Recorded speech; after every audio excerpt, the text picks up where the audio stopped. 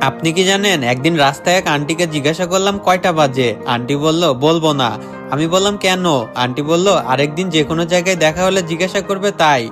আমি বললাম করতেই তো পারি। আন্টি বলল সেই জন্যই বলবো না। আমি বললাম কারণটা কি? আন্টি বলল এই ধরো এইভাবে কথা বলতে বলতে আমরা পরিচিত হব, হঠাৎ আমার বাসার সামনে দিয়ে যাবে, চোখের সামনে পড়লে বাসায় আসতে বলবো ভাতিজার খাতিরে, বাসায় এনে বসতে দিব, তারপর চা এনে দেব। এরপর তুমি বলবে চাটা দারুণ হয়েছে, কে তৈরি করেছে?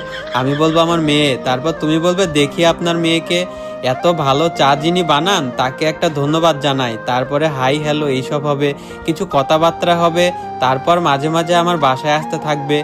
এক সময় ভালোবাসা হবে, তোমার মিষ্টি কথায় আমার মেয়ে তোমার প্রেমেও পড়তে পারে।